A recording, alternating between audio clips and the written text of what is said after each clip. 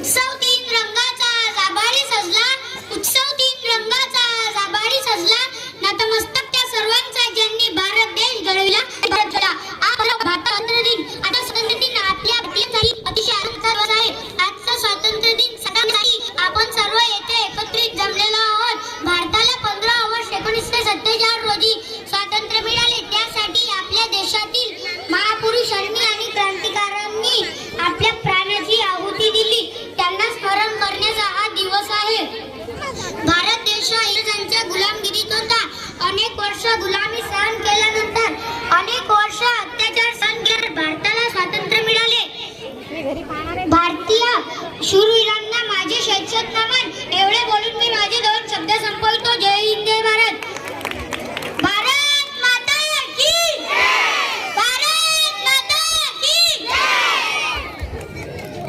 तर